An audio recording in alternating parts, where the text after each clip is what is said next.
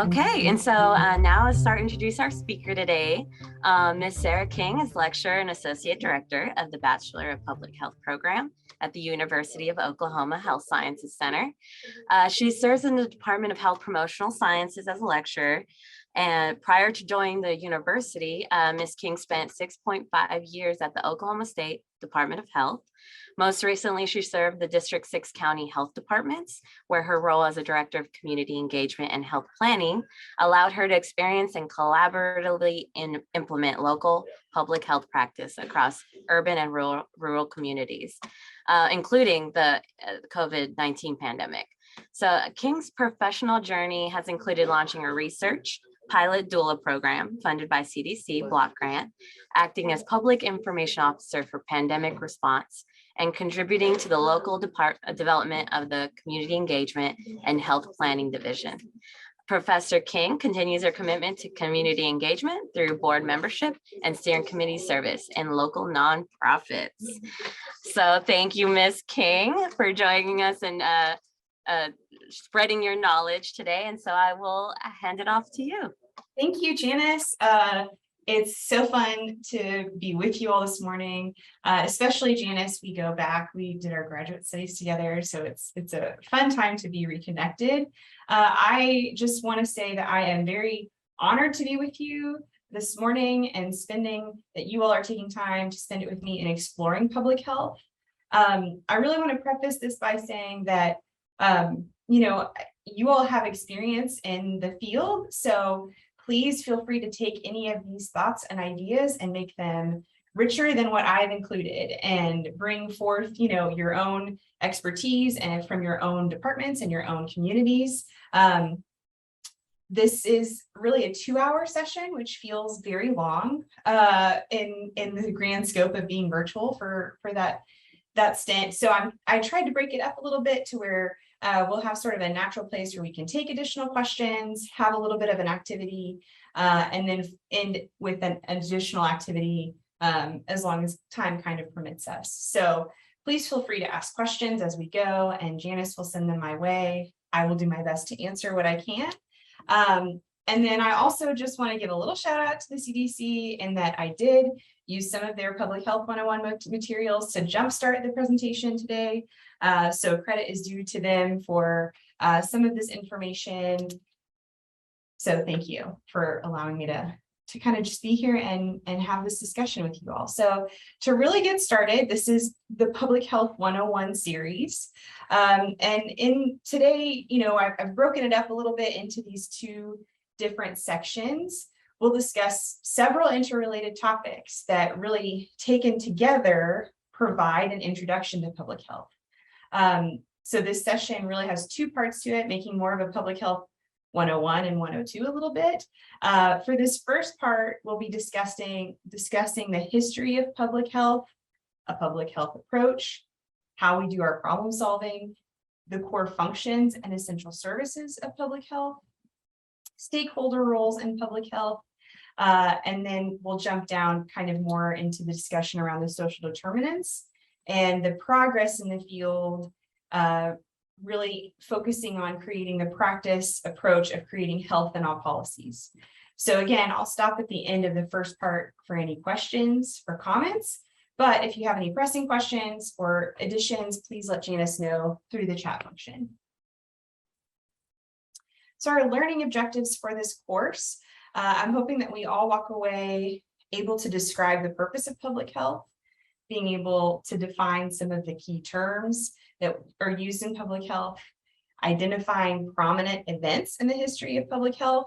There's a vast history that we can choose from because public health has really existed since the beginning of human time, but just had to narrow it down to like 9 options. So recognizing the core public health functions and services, describing these roles of our different stakeholders and our different partners in the field of public health, being able to define the social determinants of health, and identify how social forces impact the health of our population.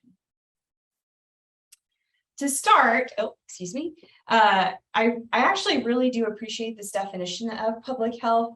Charles Edward Winslow was a leading figure in the development of the modern study of public health.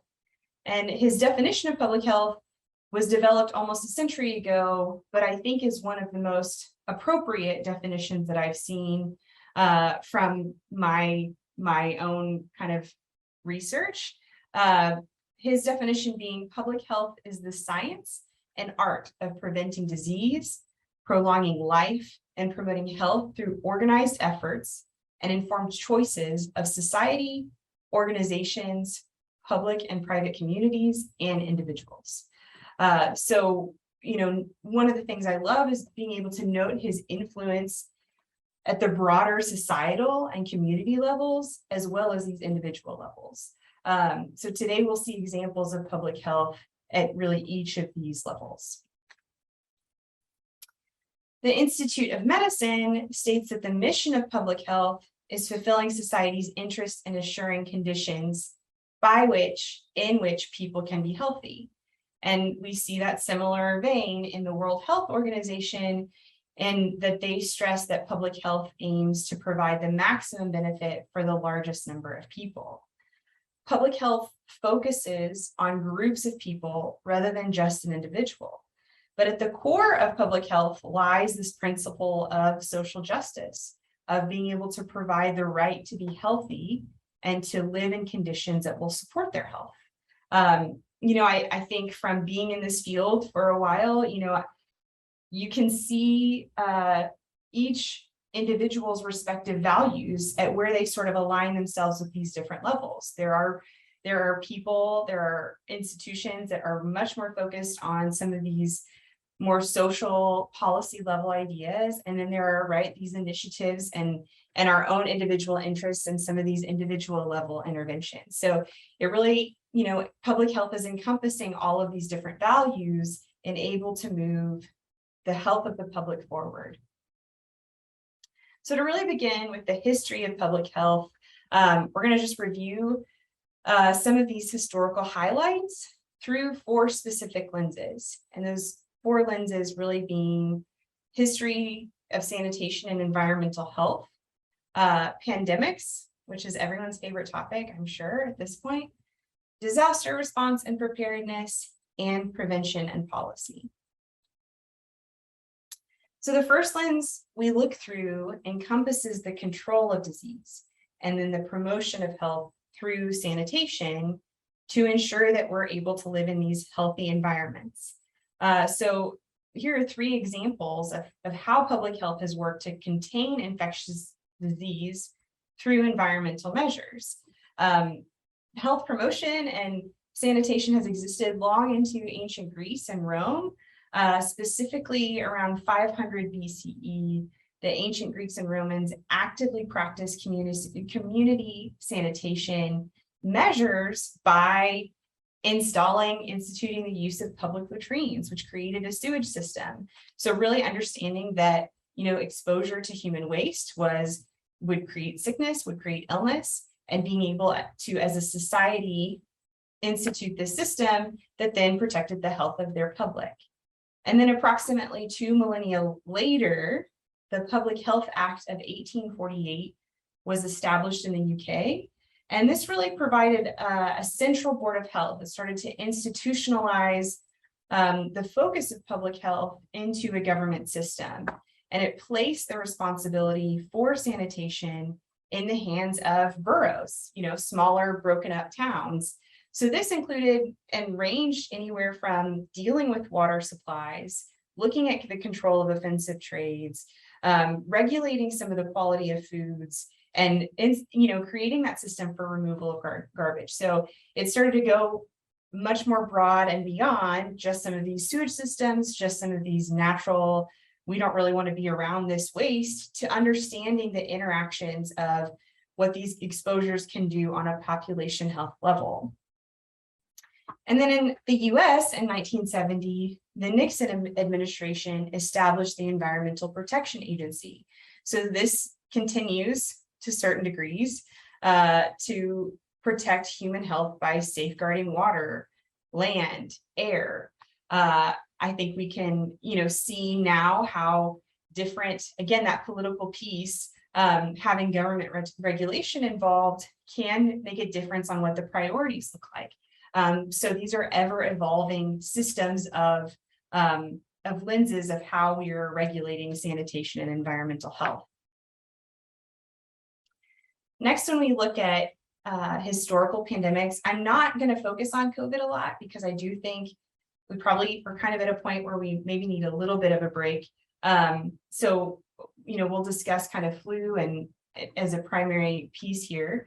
But in exploring, the historical side of pandemics, our present day pandemic has lived up to its definition in being an epidemic or an outbreak of disease that spreads far and wide and affects the population of multiple continents.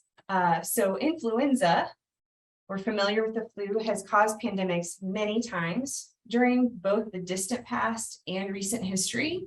As we experienced COVID, I think we probably often saw images from the Spanish flu. So about a century ago, the Spanish flu infected 500 million people across the world, including these remote areas of Pacific Islands and the Arctic, estimated to have killed about 20 to 50 million persons.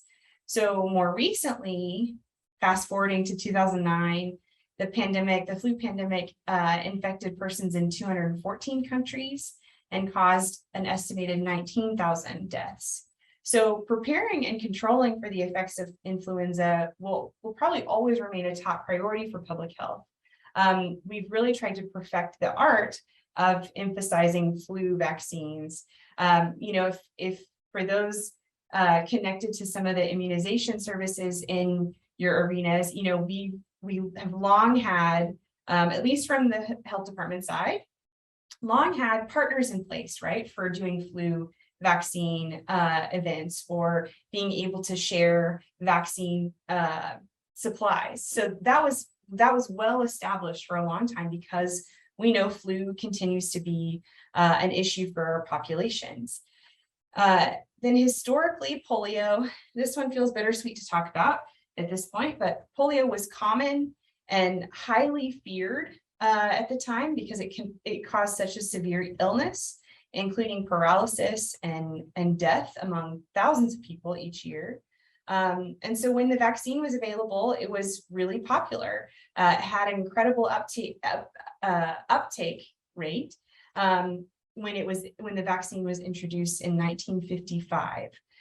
So that initiative to eradicate polio was then launched in 1988 because of outbreaks in more than 125 countries and has been relatively successful. However, today, polio only exists in a few countries, but it has been detected through sewage surveillance systems in New York, London, and Israel, I believe. I haven't looked in the news more recently since last week to know if they've detected it anywhere else, but I know that that's really three primary areas where they've started to see the virus get picked up in sewage surveillance. So we're seeing this virus circulate again, and scientists really believe that this is occurring due to the increase in public belief, due to the decrease in public belief in vaccines, and really this rise of an anti-vaccination movement. So where we had this, really this virus that had been pretty much eradicated, we're seeing it start to circulate again, which is obviously of concern to the public health world. But then we also have some continued successes. So during the 1980s, human immunodeficiency virus, or HIV, emerged and spread rapidly across the globe. Public health has responded to this pandemic by developing new ways to diagnose and treat those who are infected. So I think, HIV is a particular arena where I think oftentimes we think of public health primarily through the lens of prevention, but it absolutely includes this arm of treatment and this arm of curing diseases and infections. So from our decades of science and research and implementation, new infections of HIV are down about 20% over the last 10 years. And so we're seeing just this decrease of transmission, which is a sign of these successful interventions. This third area we're looking at, I think is closely connected to the COVID response, but we're using some different examples for preparedness and disaster response. So we have this arm of public health for natural disasters and human-made threats. So interestingly enough, the use of biological warfare to infect people and animals goes back centuries. So during the siege of Kaffa in the 14th century AD, the attacking forces used plague as a weapon of war by hurling, it's really gross, sorry, but by hurling plague-infected corpses into the enemy city. And their action was really successful in the sense that, you know, it caused actually the first stage of the Black Death or the plague among Europeans, and really weakened the fighting forces. So I have a really hard time thinking about that one. That one really starts to make me feel a little bit sick. But in the immediate wake of the terrorist attacks of September 11th, 2001, public health workers were on the ground at the World Trade Center, at the Pentagon, conducting surveillance to identify outbreaks of diseases or other possible health outcomes from the attacks, from having, you know, first responders in these really environmentally precarious situations. So these public health workers monitored the health of first responders, monitored the health of city residents, and monitored the environmental conditions to be able to detect these health threats during the cleanup after the attack. For those of you who remember, you know, it was also in this same time period that we saw the anthrax scare used as a potentially biological warfare tactic. And that was another side of public health and being able to position policies, position a system in place of being able to respond very quickly at the potential exposure of anthrax across the country. So these were organized efforts to respond to these potential man-made threats. And then when we talk about natural disasters, after Hurricane Katrina in 2005, public health workers and other disaster relief agencies tirelessly provided emergency services. These teams were dispatched to conduct surveillance for illness and injury among people who evacuated to shelters or ended up in other places of refuge after the storm. In Oklahoma specifically, when we have tornadoes, you know, we have these teams that go out and they're providing tetanus shots to individuals trying to recover items from their home, because we know that that becomes something that of increased risk when that cleanup starts to happen. So, you know, we still have pieces here that we have layers as we respond to disaster relief, disaster response, to try to mitigate continued consequences from these disasters happening. And then probably my favorite arena, the last lens we look at as we view public health history, is prevention and policy. So public health works to protect and improve health, not just by responding to these disease outbreaks and not just by responding to or preparing for natural and human-made disasters, but also by taking proactive policies that support these efforts on a societal level. So as far back as 1500 BCE, Leviticus, it's actually the third book of the Hebrew Bible, is believed to be the first written health code in the world. And this book deals with personal and community responsibilities when it comes to health. And it includes guidance on cleanliness, bodily cleanliness, sexual health behaviors, protections against contagious disease. You know, we see that they would isolate lepers to prevent continued spread of the illness.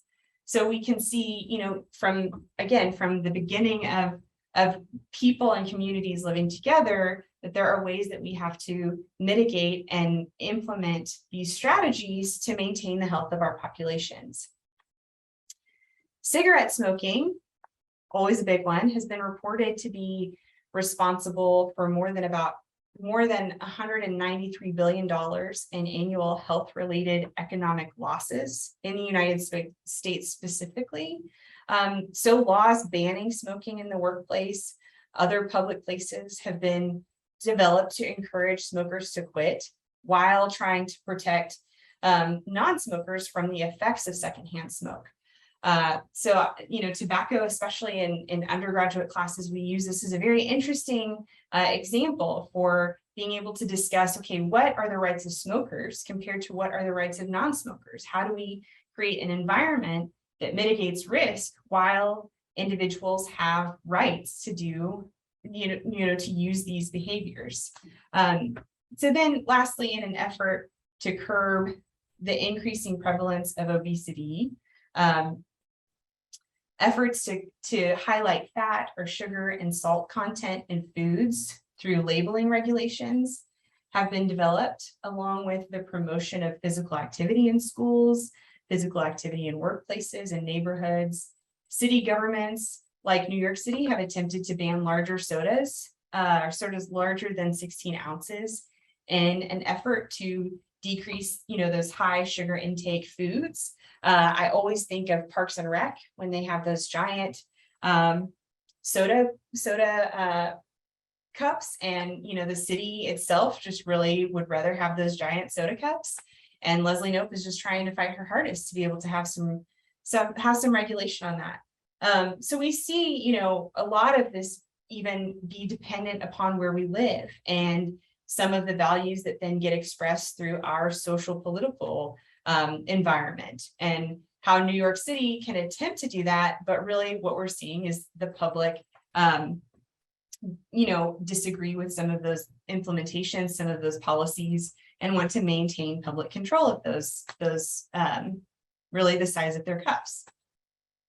So then next, we're kind of going to talk about a public health approach. And this is really just what we mean in terms of public health problem solving. So in talking about it in a broader context, I think, framing this is really more about how we learn how to think about problems, not so much what the problem specifically is. Public health problems are diverse, and they can include infectious disease, and they can include chronic disease, emergencies, environmental health problems. So, we have this full gamut of options of what our problems could look like. So we have to have this scientific approach of how do we address them. So regardless of the topic, we take the same approach to a public health problem by following 4 general steps. First, we ask, what is the problem? Oh, sorry. And in public health, we identify the problem by using surveillance systems to monitor these health events and behaviors occurring among a population. And after we've identified the problem, the next question is, what is the cause of the problem? And really, in that sense, there are factors that might make certain populations more susceptible to disease, such as something in an environment or certain behaviors that people are practicing. So once we've identified the risk factors related to the problem, we ask what intervention works to address the problem. And we look at what has worked in the past in addressing the same problem, and if a proposed intervention makes sense with our affected population. And then in our last step, we ask, how can we implement the intervention? Given the resources we have and what we know about the affected population, will this work? I think that's probably one of the most important questions, in public health that we have to start asking ourselves, really once we even know what the problem is. So not only looking at what we've done in the past, but making sure that we are including our population in terms of how we're responding to the population. So as we go through this course, you'll see these different examples of this public health approach at work. I didn't click through my arrows. I'm so sorry. Here they are. It's very fancy. Okay, so to implement the public health approach, generally practitioners use and apply these scientific methods. And these methods, this is what I think is really fun about public health, is that they come from these series of core sciences. that provide the foundation for knowing how to conduct ourselves in public health. So these sciences include public health surveillance, which we use to monitor a public health situation. It comes from epidemiology that enables us to determine where the disease is originating, how or why it moves through a population, and how we can prevent them. And then we have public health laboratories, which support public health by performing these tests to confirm disease diagnosis. They also support public health by conducting research and training.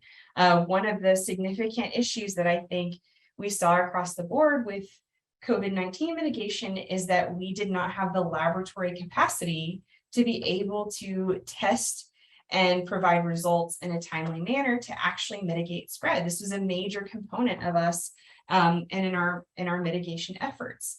So when we have that laboratory capacity at play, we can really be able to minimize risk and decrease spread, specifically when we're talking about infectious disease.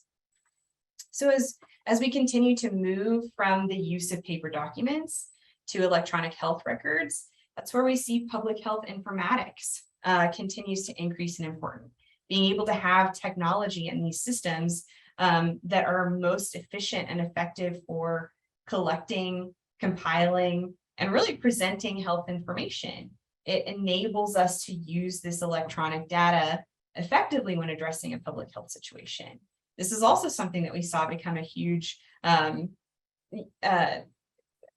huge limitation when we had COVID-19 data that just was hard to report on. It was hard to compile effectively, and we really lacked effective methods, at least from my perspective in our public health department setting, to convey that message appropriately. So prevention effectiveness is closely linked to public health policy. Prevention effectiveness really studies provide important economic information for decision makers to help them choose the best option available.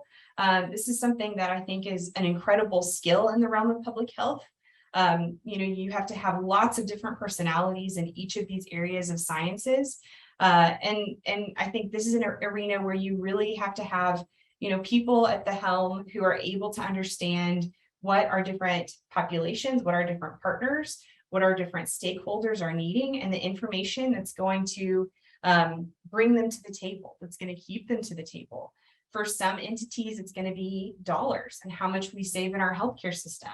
For some entities, it's going to be how many dollars we can generate from implementing an intervention. So having all of these policy, epidemiological, surveillance, laboratory components at the table, they really can help us protect and promote the public's health by giving public health practitioners the answers that we need and the path forward that's going to be most helpful for problem solving our public health situation.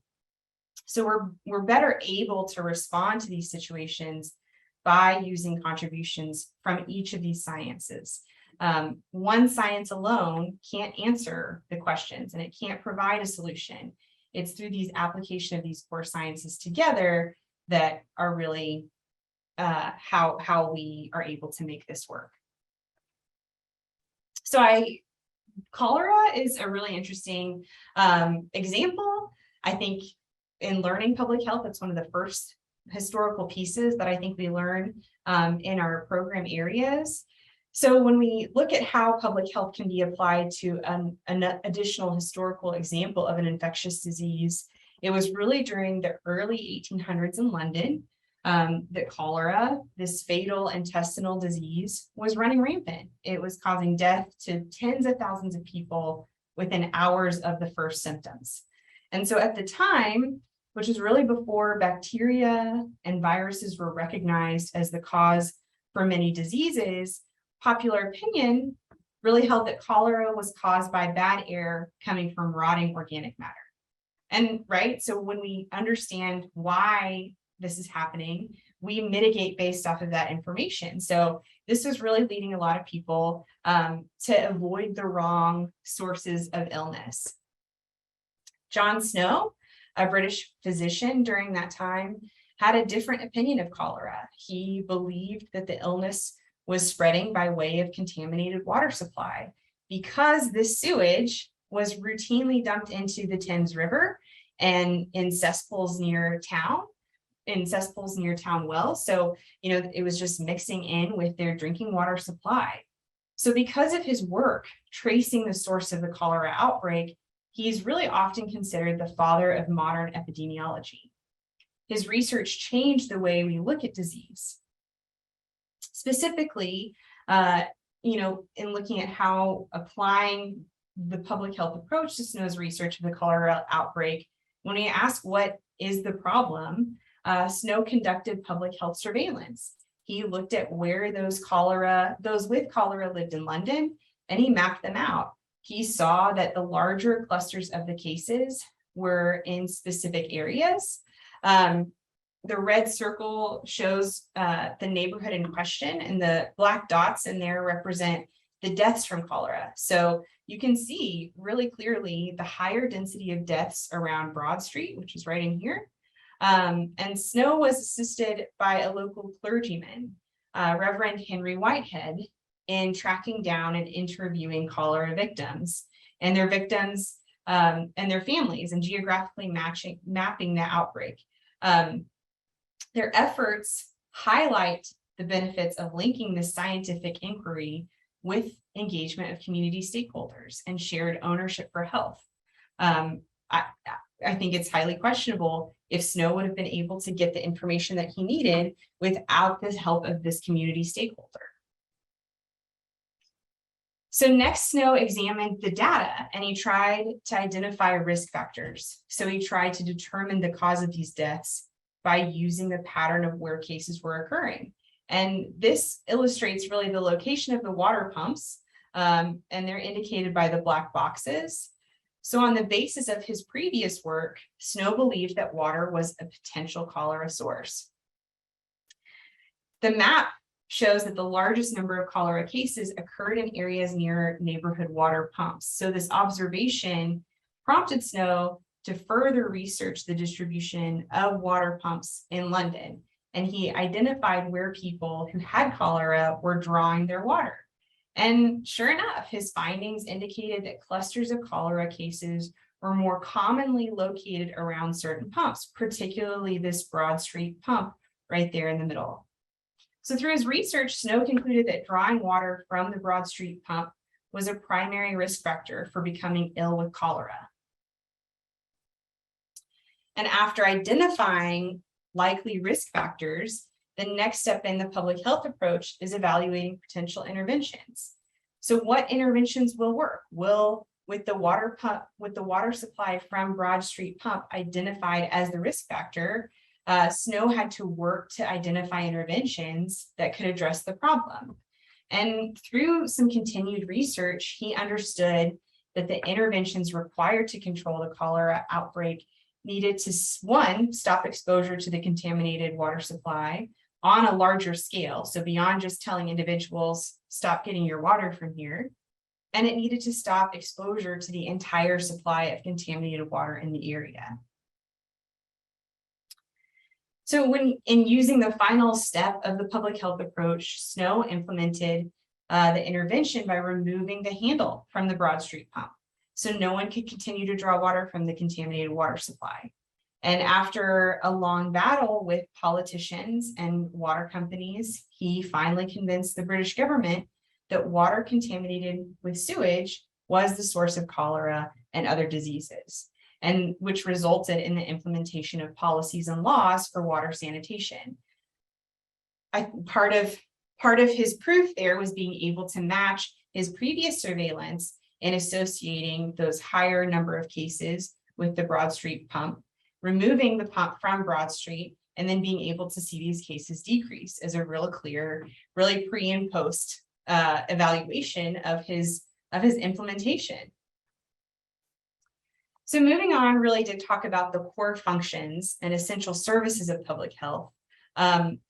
This is one of the areas where I think, we see a lot of bridges very clearly in our work in Oklahoma and how we function together in our core services of public health as partners. And and as respective agencies and entities. But the three core functions of public health, in 1988, the Institute of Medicine defined these core functions, and these core functions being the core functions of public health agencies. So they must be carried out at all levels of government for overall public health system to work. These three core functions are assessment, policy development, and assurance. Assessment is knowing what needs to be done. Policy development is being part of the solution to get it done, and assurance is making sure it gets done. Then we add within these three core functions, these 10 essential public health services, and they're grouped under these functions. And these services are not a prescription for what public health agencies should be doing.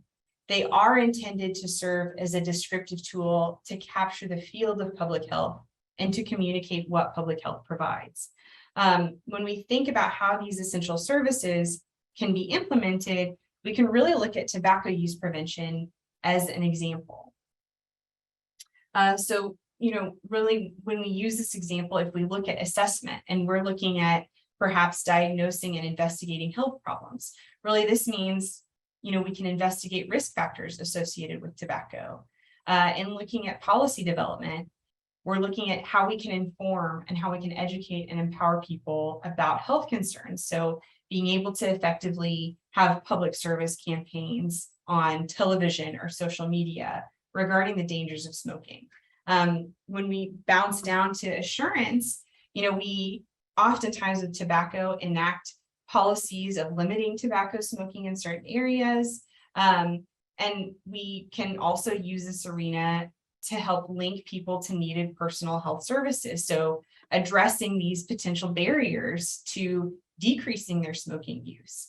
So these are all sort of just an expression of what public health can do and often does, but doesn't have to be owned by any one particular organization or program area. And then these core functions, assessment, policy development, and assurance, really have to be carried out at all levels of government, at these federal, state, and local levels for overall public health system to work effectively, to function effectively. So again, looking at tobacco use, there are a few examples of each of these functions at different governmental levels.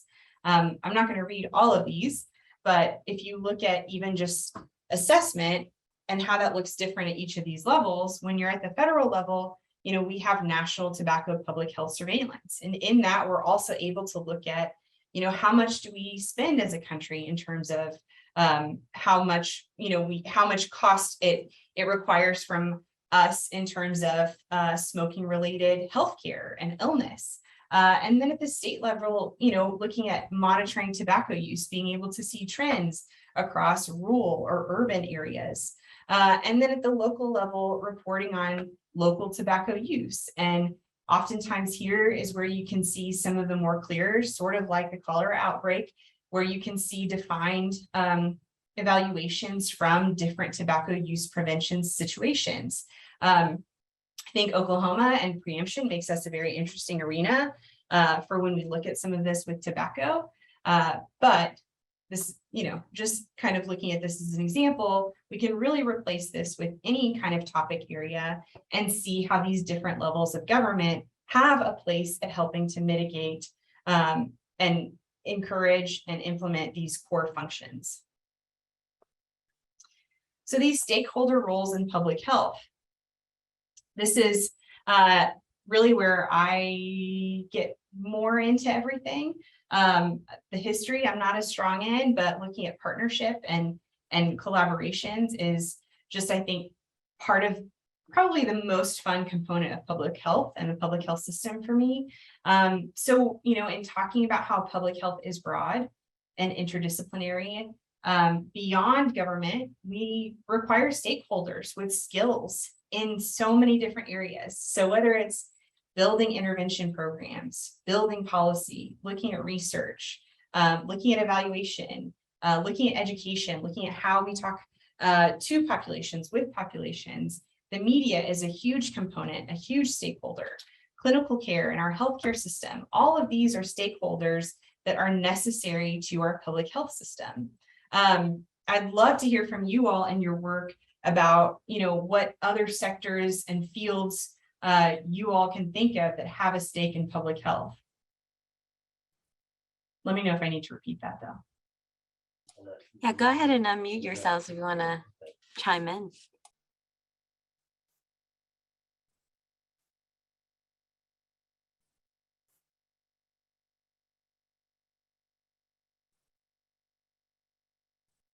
Are there any particular partners or sectors that are maybe surprising in your work that you often, join up with, link up with in order to be able to conduct your work?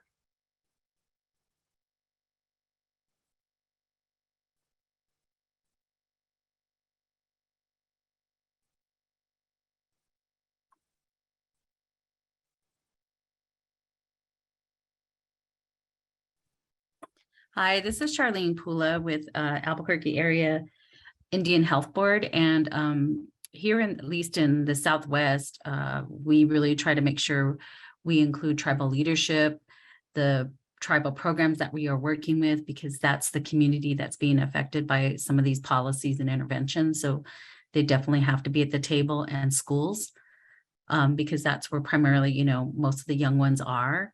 So if we want to focus on the young ones, we have to include like the tribal schools, the public schools, maybe even sometimes, oh gosh, they're not called daycare, Head Start. Yeah. What happens if you leave any of those people out of the table? At It least looks like wildfire, and they're like, well, they talked to so-and-so, but they didn't include us. And it's just not a good way to do business, because Yes. it's community focused, and it needs to come from within the community to support them. We're considered kind of maybe the outsiders, even though we might be native. But if we're not from that community, we have to ensure that we are following their process. Thank you. Thank you for sharing that, Charlene. I really appreciate it. Does anybody else want to chime in? I'll add that in the opioid epidemic, or we are still going through that, but very valuable stakeholders and essential stakeholders are the actual people struggling with substance use, because they really do help inform what strategies and what barriers they might be encountering. And that really, that feedback was essential for us to get anywhere as far as, tackling or helping the opioid epidemic, or addressing it rather. Yes, thank you. I love that. I think that I don't know that I think that's been an increasing value, but I think there are still so many spaces where people from the population that we're trying to serve are not included in our planning, aren't included in our conversations. And I think it's so tricky in looking at the public health system, because we do often talk about it in terms of groups or organizations. But I think, to Charlene's point, there are then specific roles within these populations, or within these different sectors of stakeholders that need to be included. And so, it's just such an interesting, I think it's so interesting to figure that out, and to really have to think through, how do I not just take ownership of this space and make sure that who needs to be at the table is there. So yes, other partners, we can include, come from community groups, from clinical care. What if we're working with employers or businesses? The media was a huge stakeholder during the COVID-19 pandemic. There was so much misinformation going out that being able to have, clear connections with the media, it was easy, especially from my perspective as a public information officer, to tell that they did not have many sources that really would give them reliable information from the health department arena. And so it's just, making sure that you have those relationships in place can make all the difference especially when you're trying to respond to pandemics. Okay. So then, when we talk about non-governmental organizations, I think from these seemed a little bit older to me examples. But looking at NGOs, they play a key role in public health, especially at the community level. So these NGOs, non-governmental organizations, nonprofits serve really many different purposes, from advocacy or education to emergency relief and economic development. Generally, these are professional membership organizations like the American Public Health Association, organizations that focus on specific health problems like the American Cancer Society or March of Dimes. And there's citizen groups at play. I know, there were several citizen groups in Cleveland County that came up during the COVID-19 pandemic that felt a charge to fill in the gaps of really what was happening in terms of being able to socially support individuals needing food during their COVID illness, being able to have connection with these organizations that are really organized by and focused on citizens and those health concerns. And then these foundations that support health projects and work at the policy level. In Pottawatomie County, like the Avitas Foundation is a huge proponent for health in the Pottawatomie community. So, really looking at all these different organizations and considering them stakeholders in their relevance to public health and public health work. And then when we talk about healthcare as a partner in public health, Oklahoma is interesting because our culture generally really prioritizes direct healthcare services. We revere our doctors, we revere our healthcare providers. And public health lives a little bit more in the invisible, I think. So, but healthcare obviously plays a vital role in protecting and promoting the public's health along with public health organizations. We have two very different, not very different, but we have differences that are worth highlighting. And this is kind of laying that out. So, public health focuses on populations while clinical care focuses on the individual patient. And when looking at these individual patients in the healthcare settings, providers are often able to see, diagnose, treat the trends in disease and illness that public health can help to address or prevent. So if we look at COVID mitigation, another example here of kind of the joint laboratory and field involvement was, again, where those partnerships were vital for mitigating that spread and for vaccine distribution. Healthcare and public health are complementary, and when they work collaboratively, all people benefit. We can glean things from each other all the time. And then here are some of the other primary partners in public health. Increasingly, social media serves as this vehicle for public discourse. How effective, I think, is a question. But especially for public health concerns. And I'm sure we all on our social media started to see, those COVID-19 tags when it would be mentioned in things being shared, just so that we could then have an additional source of direction for scientific evidence-based information. So that was social media being a stakeholder in public health. Public health agencies and other partners have educated the public and promoted healthy behaviors through the news and entertainment media. Employers and businesses are really significant, especially in Oklahoma public health, in contributing to the public's health by providing health insurance, major element there for our health and wellness. And many have wellness initiatives, whether it's wellness workplace lunch and learns or gym subsidies that promote the health of their employees. Maybe smoking regulations or specific smoking areas so that non-smokers aren't exposed. Employers and businesses are significant organizational levels that can implement these policies or these programs that aid in our wellness. And then government agencies like the CDC work in partnership with state, local, tribal health departments. And however, important contributions are made by other government agencies at all levels. City planning departments, I think that's such an interesting arena. And that these are the people who can include sidewalks, bike paths to promote and support safe ways for exercising, education, schools, can include public health messages for students. At the very least, they can also implement prevention in school through health programs, through education health programs.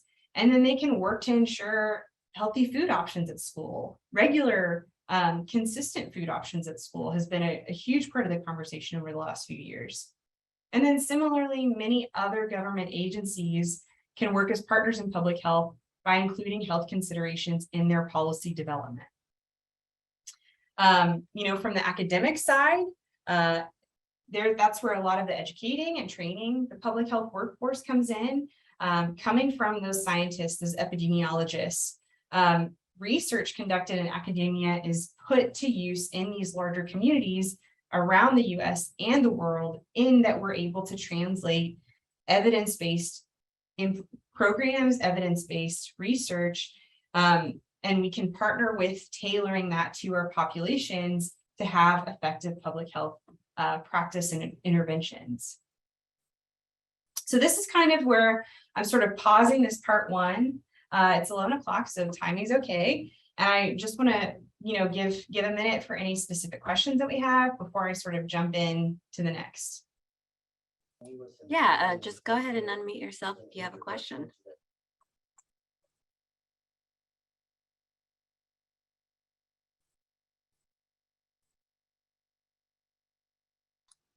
Sarah, I'm gonna jump off with, you mentioned preemption. Can you explain what that is? Yes, you might have to help me because so preemption was a state level law that was sort of umbrellaed into a hidden law that essentially made it to where municipalities, cities in Oklahoma cannot have tobacco regulation or tobacco policies more stringent than the state. So really what that, I think the consequence to that is that, we have several cities in Oklahoma, especially in, the metro area or in some of the urban areas, that would really love to ban tobacco use in certain areas of the city, or as city, city property, that type of thing. And there are limitations there that exist because of that state law for preemption. Janice, do you have any commentary to add? I know from your days. No, that's okay. So yeah. So yeah, and that just shows you how important policy is as far as public health intervention. If you can implement on a policy level, policy level intervention, those are the biggest bang for your buck. And can be obviously the biggest inhibitors. I think that's where we see, in the conversation of having smaller government, that's an arena where, how is that playing out then for our local governments and our municipalities who would like to have the say, like to give it to the vote of the people, but are unable to because of that state level law. Okay, if there aren't any questions, I'm probably going to keep rolling.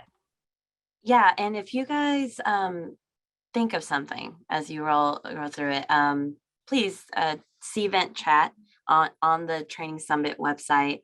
The way you logged into the event, that is how we were receiving question and answers, or in the chat, you can put your question there as well. Yes, okay. Now we're jumping into the stuff that I am super into, super passionate about when we're talking about determining and influencing the public's health. So in this section, really, we're hoping to be able to define the social determinants of health, explore relevant models and perspectives, identify how these social factors within some of these specific domains influence our health, and then again, look at that progress through policy and health in all policies.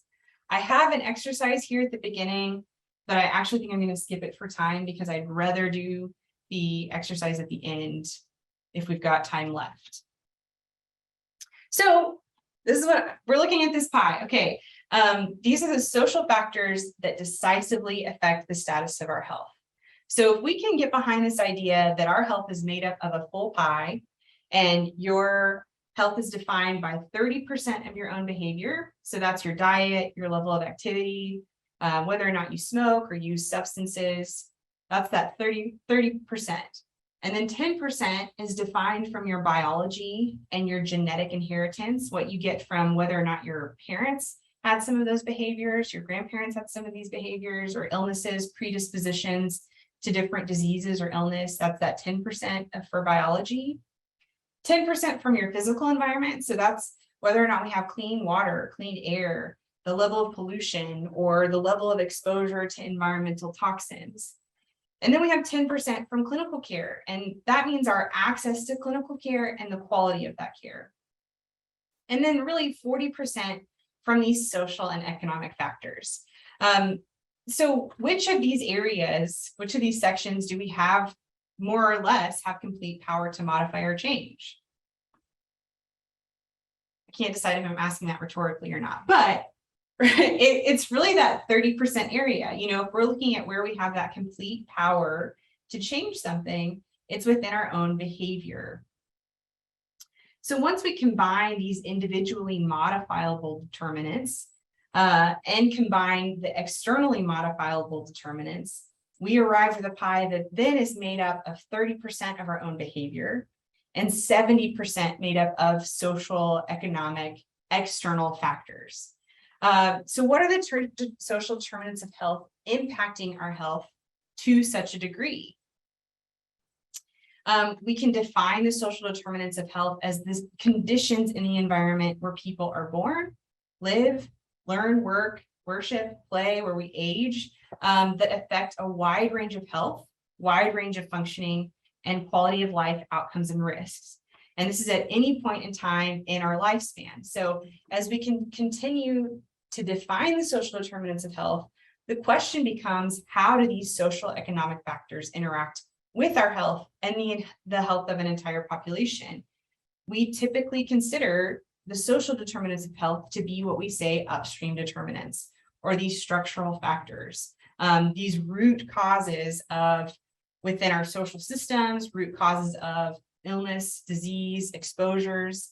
And these are typically not within an individual's control, but influences health indirectly and directly. This is a really helpful image from the Kaiser Family Foundation. The social determinants of health perspective really holds that these institutional priorities and practices, like through government or private sector, shape people's cumulative exposure to facilitators, so the things that help us be healthier, and barriers, the things that really hinder us or create difficulty in trying to be healthier. They shape these exposures to these facilitators and barriers to health across our lifetime, really through these intermediary pathways. So those middle examples where we can see employment, walkability of our areas, the level of early childhood education available to us. So these intermediary pathways, stress is huge, then merge in a sense with our behavior and that 30% that we have control over, and our biology, looking at then trigger these pathogenic processes, thereby causing disease. So when we're predisposed to heart disease and through these intermediary pathways, we're exposed to a lot of stress. We have lower availability and accessibility to healthy walkability routes to be able to exercise or get from place to place. Then these start to compound to then result in poor health outcomes.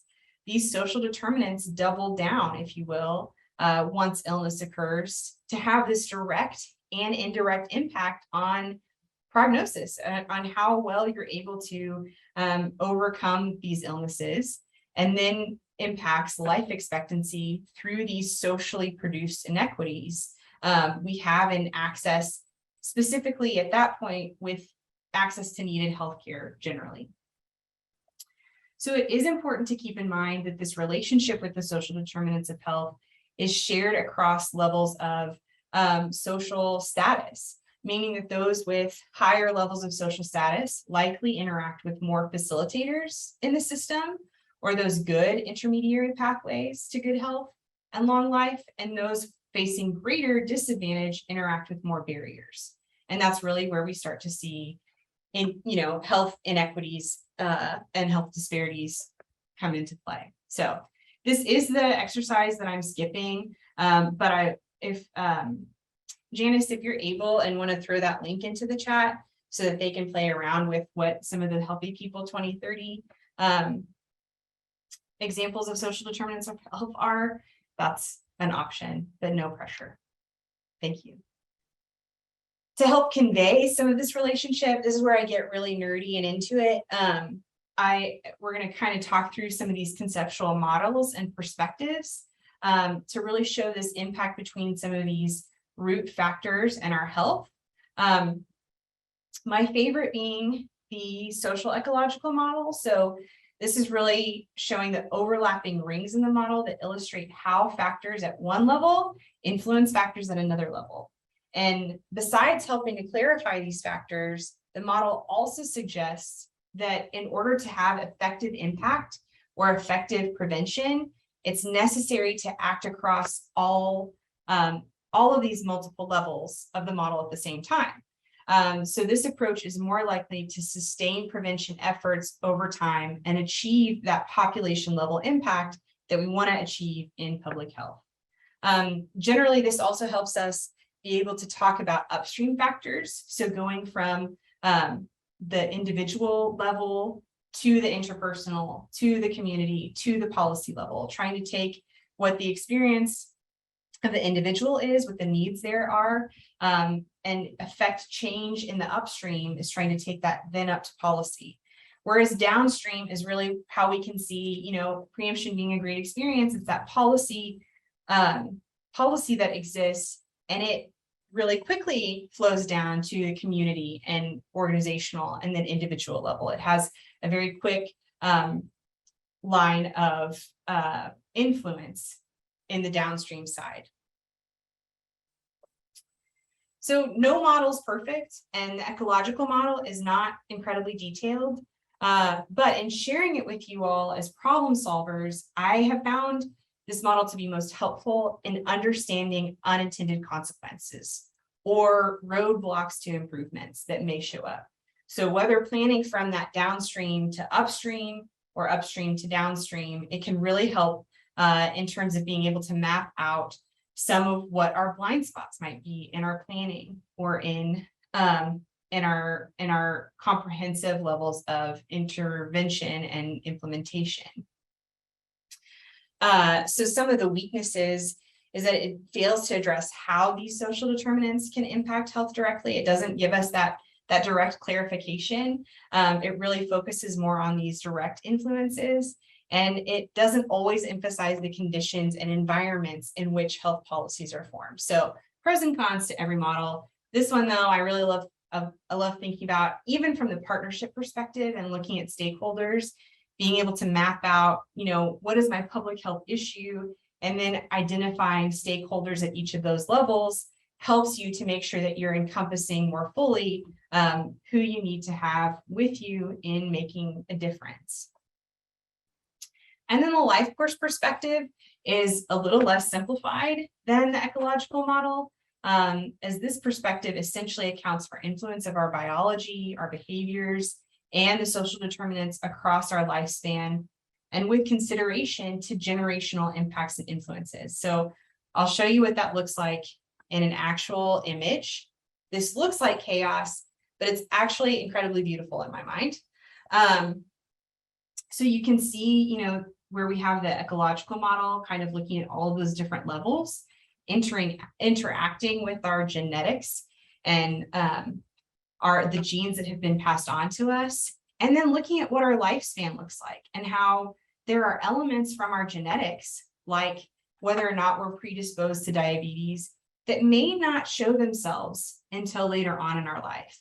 And when they show themselves later on in our life, a lot of times they're very much defined by what has happened in our infancy, what's gone on through our early adulthood.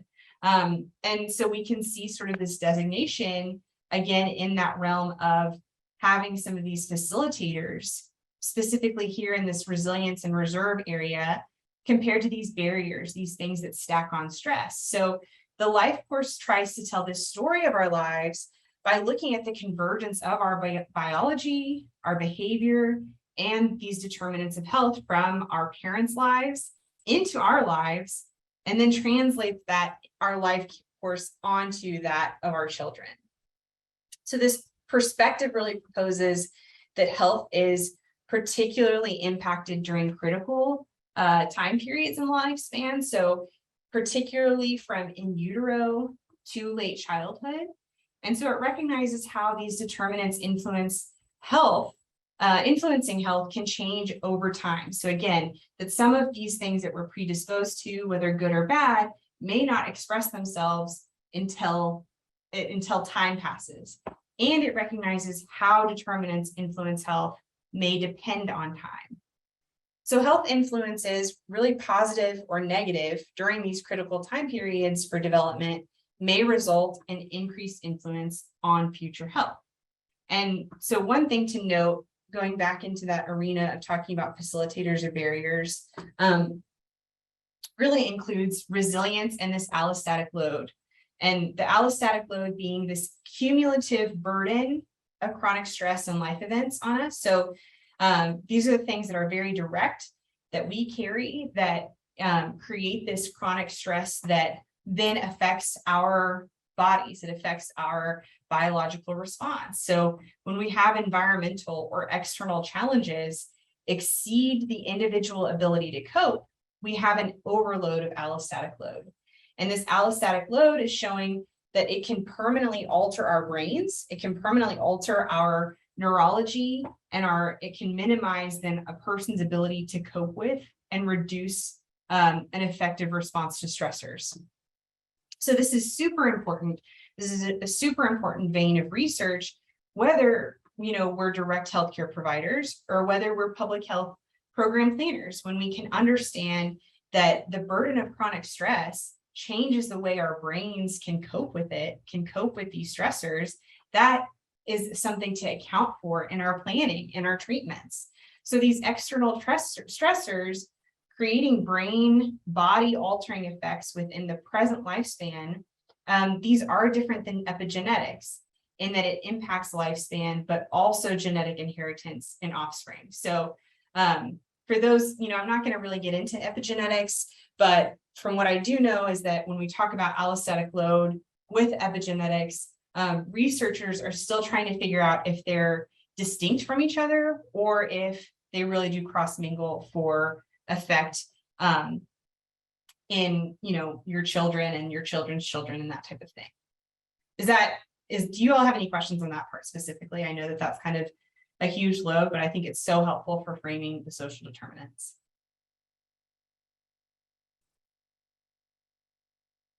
If anything pops up, just let me know. So then before jumping into some of these specific domains and pathways, I'd like for us to keep this image in our minds, particularly in the shadow of our cultural emphasis on individually oriented prevention. I'm including this graphic as it's one of the better visuals that helps to show us how social issues make personal health behaviors more difficult to achieve. So you can see that when you start to stack up social issues like poor housing, like unemployment, like inadequate food and nutrition, that rolling that preventive action from that individual becomes much harder. It's an uphill process. And when you add these various health hazards that come along with these different social issues, you can see that personal health becomes even more of a challenge. And it's important to note that most people don't experience just one barrier or facilitator to the social determinants of health, but rather a constellation of them in being able to stack those together. So when we talk about social determinants, there are really any major research area like Kaiser Family, Healthy People 2030, they really define them very similarly, but they may categorize them differently. But I appreciate Healthy People 2030's categorization. They really break it down into these 5 different domains of social and community context, neighborhood built environment, education access and quality, economic stability, and healthcare access and quality. So from income to housing, from social connectedness to education, it's evident that these areas are some of our most defining inhibitors to health equity, but also our greatest opportunity for effective improvement. So I'm just going to touch a little bit on each of these domains, just to kind of give us a glimpse of how they do connect. For most of our domains, there are clear, very well researched pathways between the overall domain and how it impacts health. Social and community context is different in that we're seeing increasing research on how aspects of the quality of our social contexts influence our health. But that research is typically related to the respective topics themselves, like the impact of incarceration on communities, on families and individuals.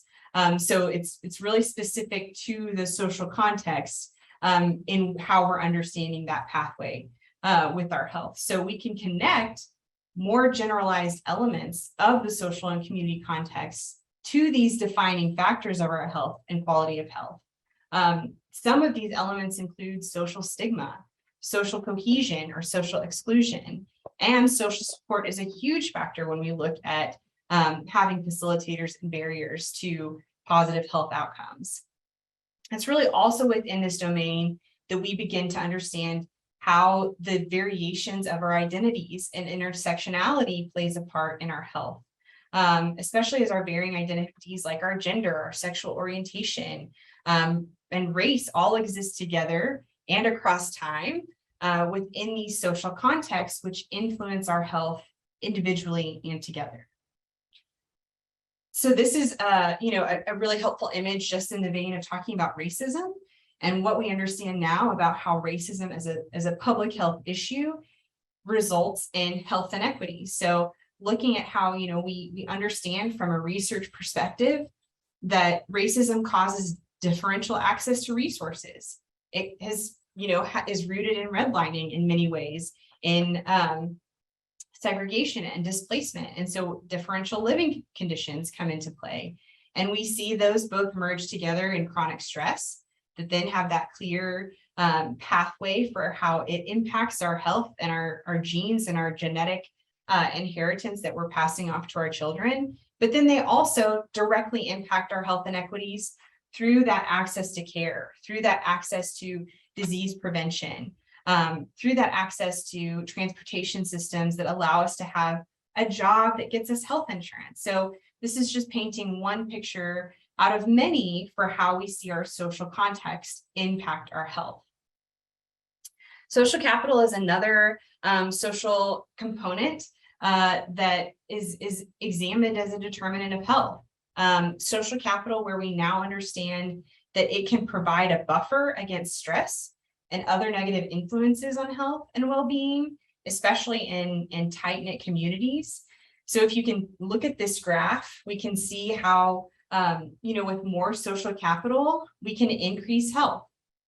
And the inverse is true also. When you have lower levels of social capital, you have fewer connections, fewer stress mitigating assets. And that makes a difference in how our bodies respond to the stressors in our life. Social capital might benefit those of higher social standing while excluding people from lower social status. So for example, those with lower socioeconomic status. And so this inability to access social capital results in negative impacts on health. And when we talk about neighborhoods and built environments, we're talking about the visible and the visible and the invisible assets and gaps of our lived in physical spaces. So really neighborhoods being these highly correlated with the quality of our housing, our municipal services, what our cities are able to offer us, educational opportunities within our zip codes, employment opportunities in an area where we have available transportation if we don't have a car. And these all significantly can impact our health. And then when we look at our built environment, that's then where we can see and examine the infrastructure at play. This provides us with clean water, with effective electricity, the systems by which we get to point A and point B. These all really directly impact our health and the quality of our health.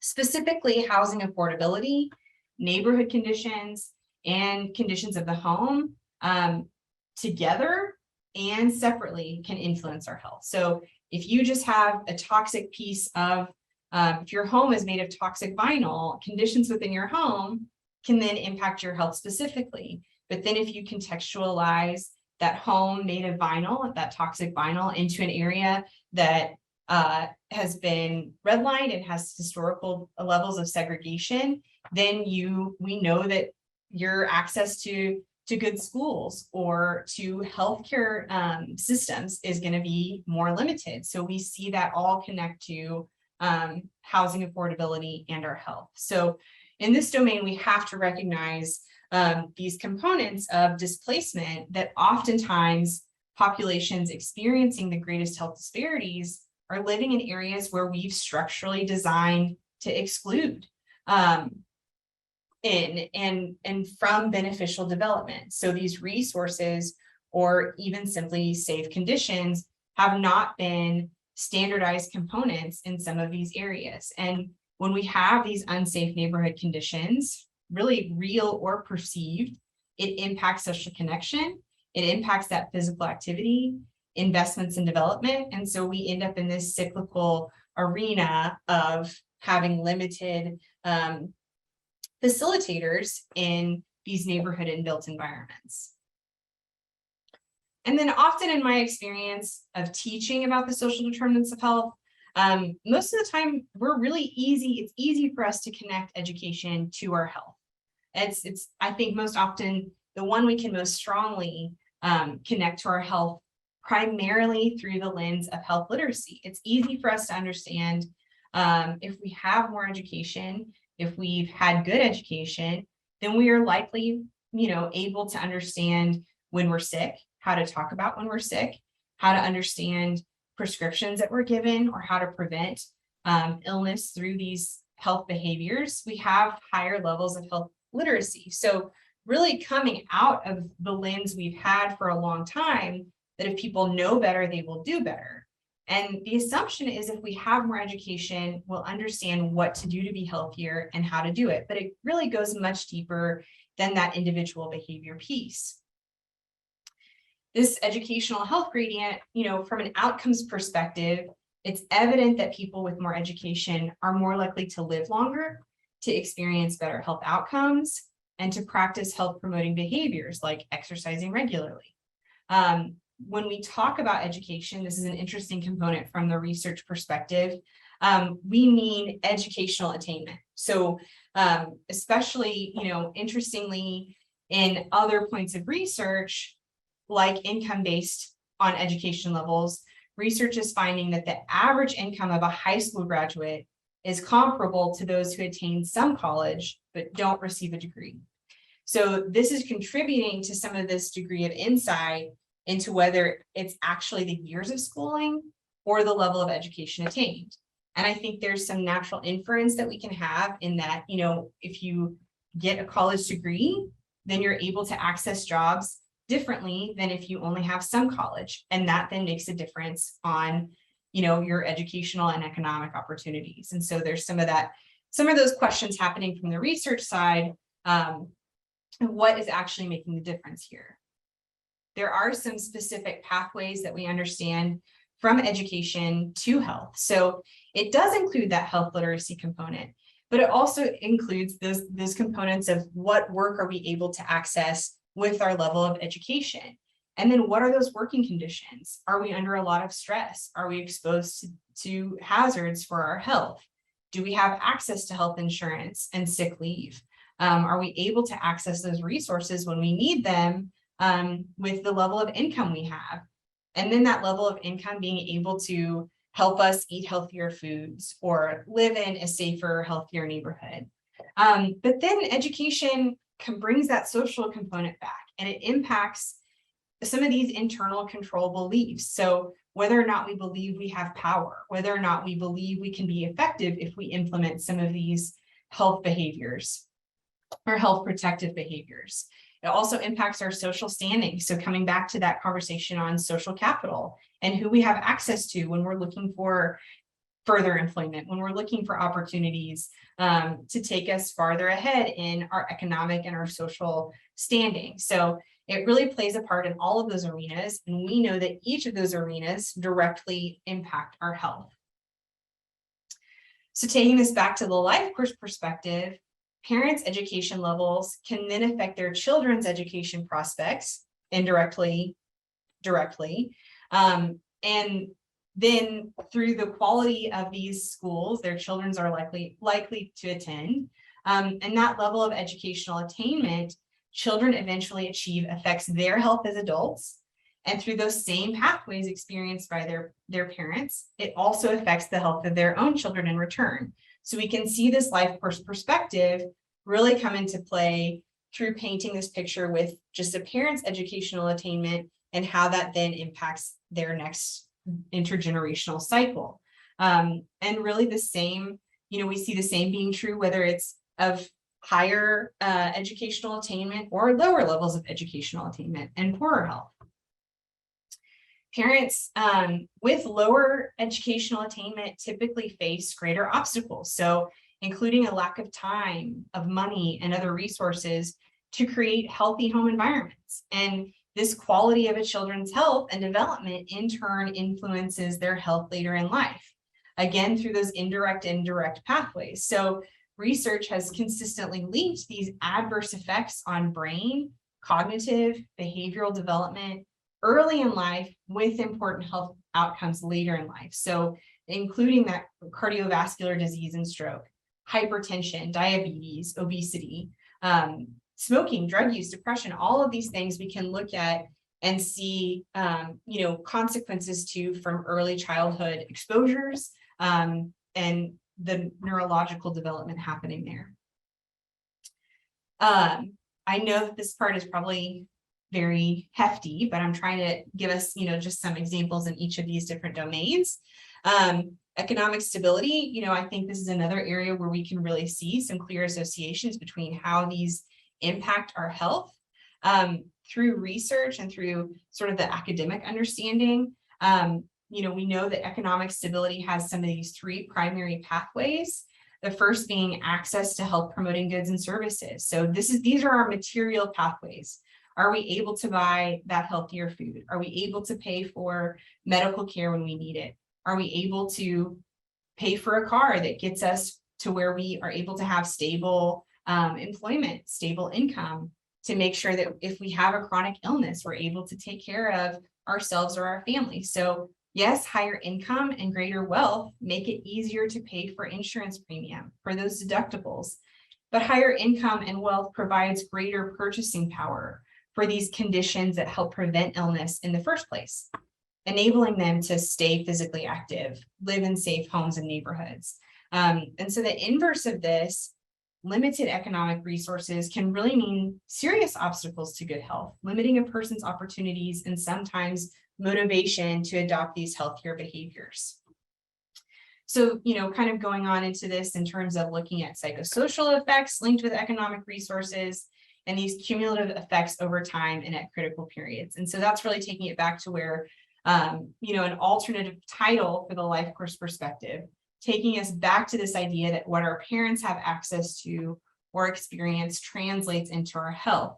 And even at early times, like from birth to 5, that critical period when economic adversity and its material and psychosocial consequences can have particularly powerful effects on development. And that can impact health in the short and long term. Essentially saying, hey, when money is strapped in a family and parents are experiencing these chronic levels of stress from financial difficulties, when kids are at that really critical time period, that then translates to them. And you see these material limitations and these psychosocial consequences then affect their development and ultimately their health. So this sort of paints a picture more of economic instability and how, we see that limit buffers to health. So looking at family instability, if you have a family going through divorce, you lose half of your income, then that changes your benefit stability. That changes the benefits that you maybe have access to. It changes how much employment and earnings you have available. So it may change where you're having to live, how much access you have to medical care, whether or not you have paid time off or receive benefits for some of these components, then kind of journey back into whether or not you have that stable income to pay for these material needs, including food, including housing.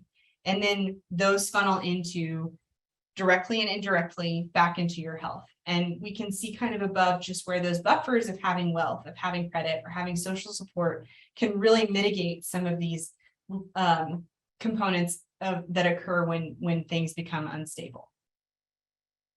So when we examine life expectancy based on income, we really continue to see evidence that our income levels affect us across time. So really seeing that, the average life expectancy for those under 100% of the federal poverty line is 74.2 years, whereas for those over 400% of the federal poverty line, the life expectancy is about 80.7 years.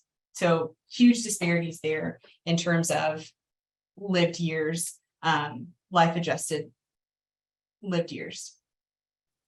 I'm not going to get into healthcare access and quality very much, just because I think this is the realm that we're really familiar with, and we can kind of see how access to different health services would have these direct impact on our health and well-being.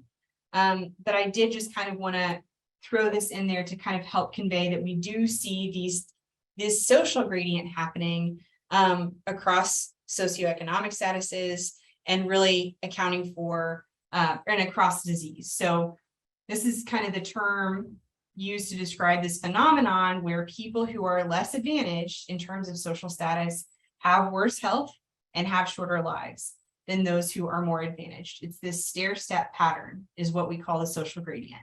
And it's made evident by that stair step we so often see when we, break down data based on race, gender, income, education levels, or in this case with the colorful,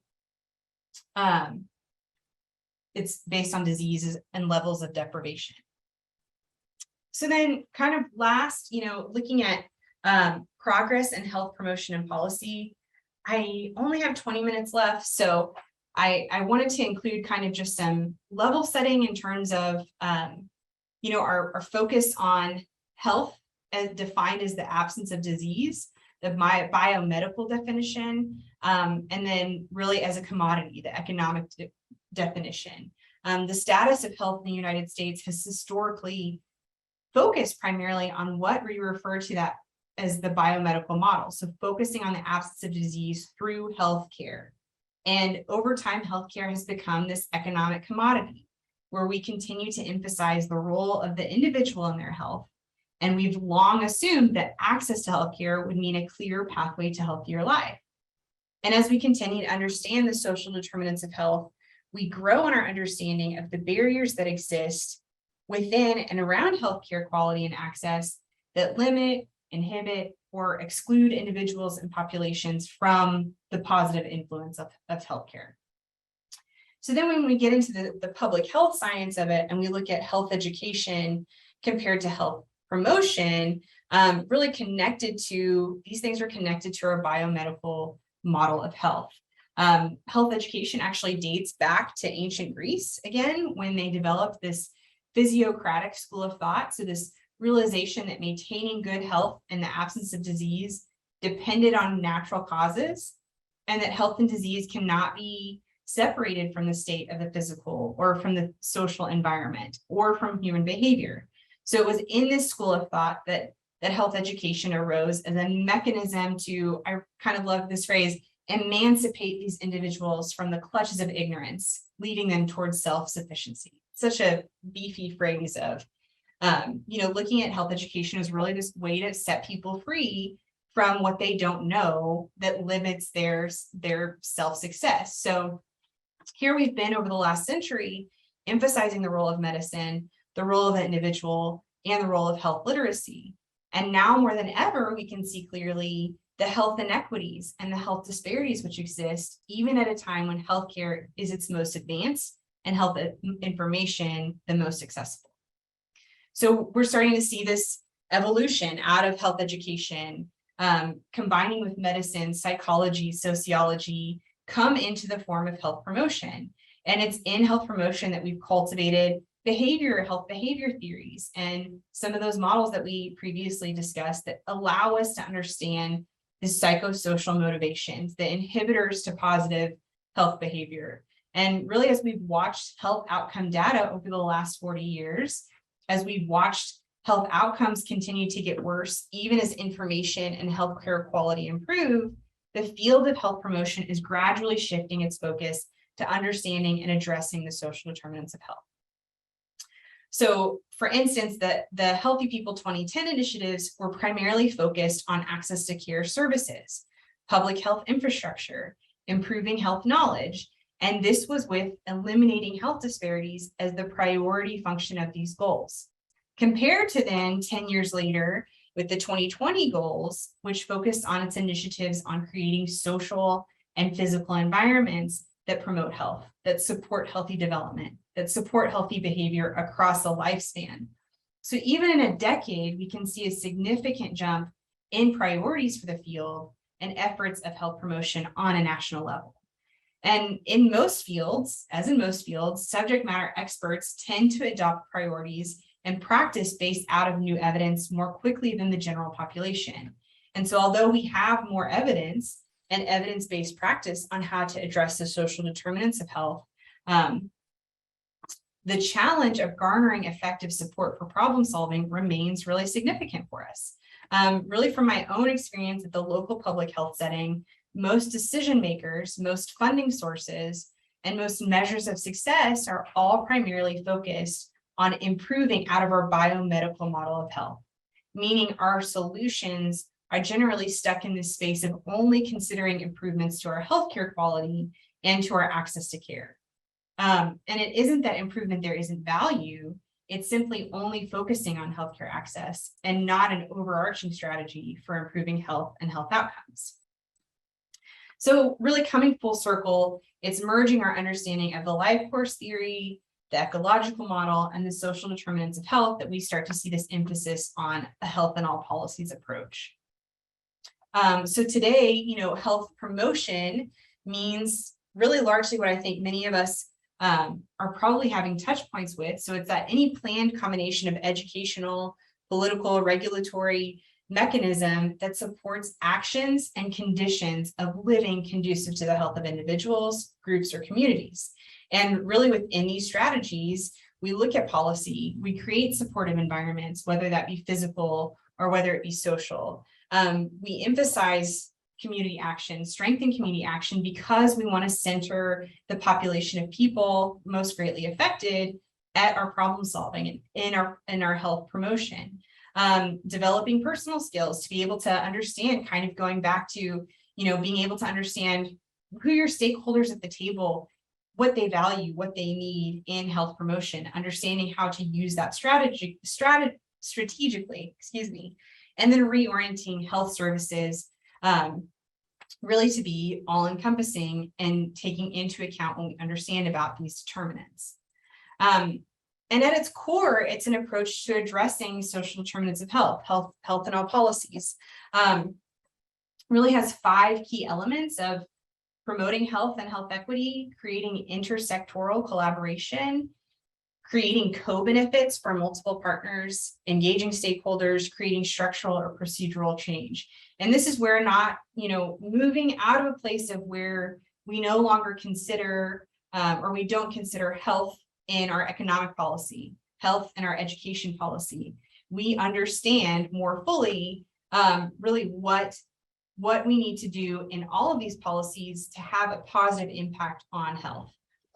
So this health in all policies approach is an intentional collaboration between public health and non-traditional partners. It's really, from my perspective, essentially learning how to play the politics of our system for the sake of improving health. And it isn't only about injecting a health focus into relevant policy or pushing for non-health related entities to priority health. It's about examining, challenging, and altering really maybe even seemingly unrelated policies for sustainable health improvement.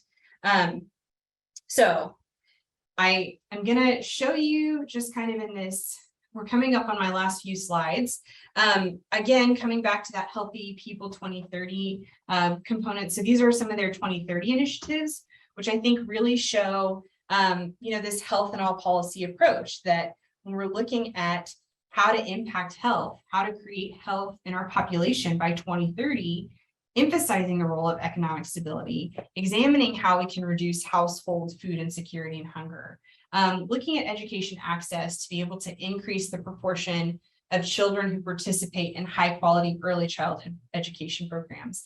These are all directly connected to the research that we understand about the social determinants of health and how they really impact us in the long term. So I'm ending really with this example of the health impact pyramid. And I don't know that we have enough time to really break out in groups, but one more model, and this is to address the determinants of health. We have to have a plan of attack or a means to affect change. And so this pyramid is really another model that offers us a framework for planning. And I think this is particularly helpful in the context of Oklahoma, again, because so many of our initiatives, so many of our ideas for affecting change really live at this counseling and education arena, or live at this arena of increasing access to medical care. And what this pyramid really shows us is that starting at the top, we can do that counseling and education, perform these clinical interventions, have longer lasting preventive interventions, change the context in which people operate, so the default decision is the healthy decision, and then positively impact some of these socioeconomic factors. But a point to emphasize is that we have to have trade-offs. So we have to sometimes give up resources in one area to have a larger impact. But if you look, we have the arrows on both sides kind of showing us, who's going to have to carry the burden here, the heavier load. So as we move down the pyramid, the public health impact grows greater, oftentimes requiring more from our public health systems compared to the arrow going up, which increases the individual's effort needed. And so, we really live here in so much of our problem solving in Oklahoma, and we don't have as many assets or ways to affect change in some of these areas that would have broader, more comprehensive impact, really just living at these counseling and education pieces. And both are necessary, right? If we want to actually see health improvement, we have to have efforts at each of those levels. So again, this being a model that we can look at to say, what are we doing at this education and counseling component? But also, how are we impacting the social determinants of health that directly or indirectly impact health in this arena? So this kind of breaks it down again with the impact of different types of public health interventions, really related to just a variety of different health needs. So counseling and education and really this clinical and other settings is regarded by some as the essence of public health action, but it's not really as effective as we'd like. So that being said, at times counseling and education are really the only forms of intervention available. And when applied consistently and repeatedly, we can have an impact. So that's kind of where we can see, okay, tobacco warning labels, promoting quitting, being very primarily targeted at that individual level, moving to clinical interventions and ongoing medical care for a healthcare condition. Excuse me. So in the case of cardiovascular disease, these interventions can have a considerable effect. But we're limited by a lack of access to certain patients who need care and lack of adherence to medical instructions in the real world. So long-lasting preventive medicine interventions, vaccines are an example. So vaccines prevent 2.5 million deaths among children around the world every year. And in this case, a single dose or instance of an intervention can have a lifelong effect. And then kind of moving down, we make health decisions the default by changing the context in which behaviors occur, making it difficult to avoid the intervention. Seatbelts being a huge example there. We probably more often than not buckle our seatbelt because we don't want to get a ticket more than we do it because it's in our best interest for our safety. Smoke use in cars and banning smoking in certain public places being a similar tactic here, making healthy decisions the default. These have had substantial impact in affecting health outcomes. And really, so then at the end, at the base of the pyramid, are these public health interventions that affect socioeconomic factors. And if we can improve quality of life by helping people out of poverty, providing these basic sanitation needs, improving access to education, healthy food, medical care, we can greatly improve a population's chances for a healthy life. So I had a group, we really only have 10 minutes. So I will, leave this in the PowerPoint that you all should have access to, and I'll take any questions that you may have or contributions.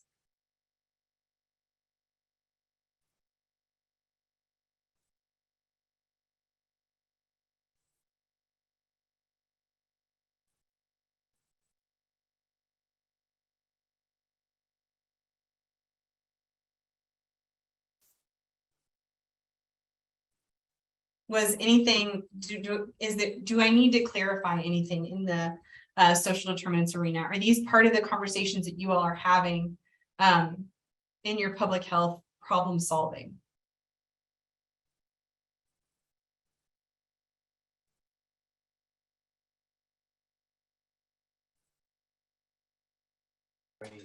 Or even some insights, just some light bulbs that really just come out to you when you're looking at all this information.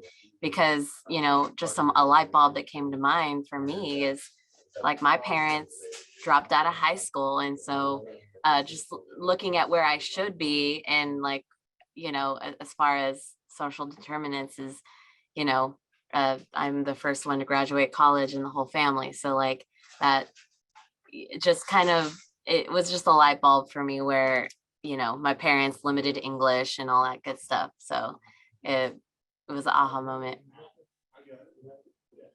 Thank you for sharing that. Yeah.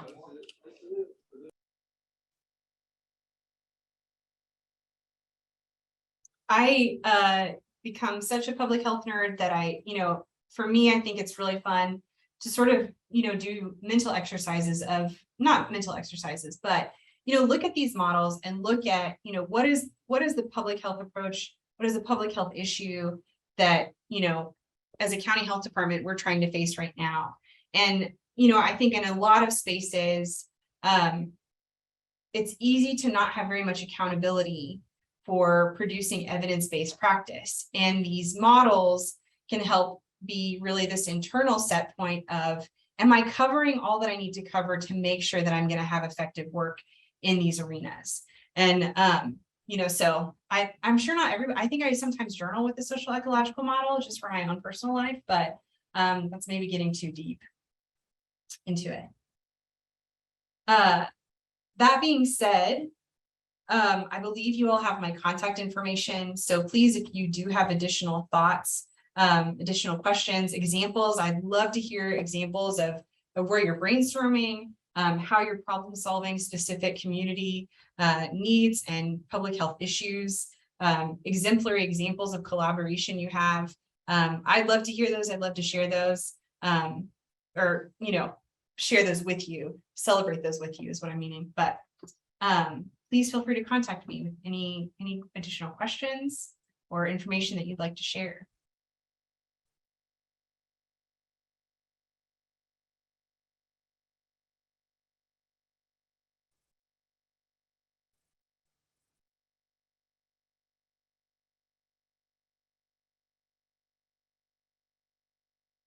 I will also stay on if anybody has anything that they'd like to discuss afterwards.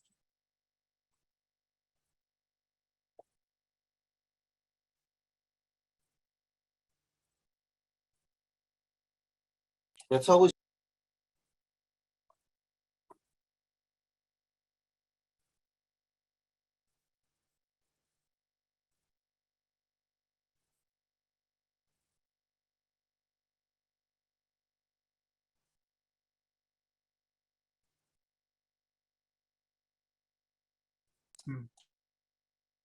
Well, and just a reminder, on the training summit Public Health 101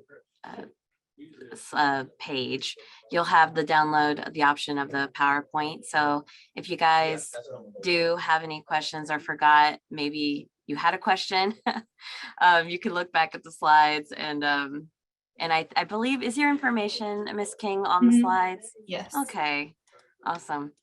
Thank you. Janice, it was nice to be with you. Yeah, absolutely. Well, so just a couple more seconds to see if anybody wants to unmute and kind of chime in and have any questions or enlightened and light bulbs that went off during the presentation.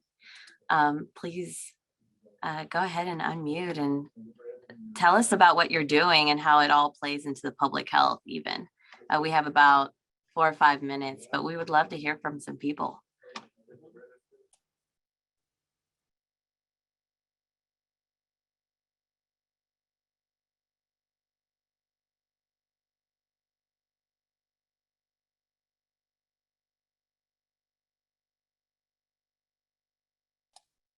We have a few people saying thank you, Sarah, from Emma, Adalmi, and Andrea. Thank you. Yes. Fun. Nice to see you again. Yes, definitely. And just a reminder, so on the Training Summit homepage, we will have the evaluation for this training, this specific training, and then for the overall summit. And so if you had any technical difficulties or some things going on your end that you'd like us to know, we're growing, we're trying to be better. So please fill out that evaluation. And then of course, please give Miss Sarah some feedback on her training. Yes. It literally was 1 semester of Public Health Foundation in 2 hours. So lots of information, guys. And so give us some feedback and we'll try to grow from there. Yes. And then especially if there's anything that you all know and feel like you're well versed in that I touched on, that we can take it another layer deeper next time. So yeah, absolutely. And then also just some ending comments. The session recordings and of course the file is there for your viewing, but the recordings hopefully will be up within a couple of weeks on the Training Summit website. And so if you guys are looking for those and want to look back at all the great information, just pop in a couple of weeks from now. And of course, there's an email going to be sent out from the Training Summit to remind you to take a look and download the recording. So yeah. All right, everyone. thank you so much. Yeah, thank you. And everyone have a great training day next few days. And we'll see you in the next few days. All right. Thank you. Bye. Bye.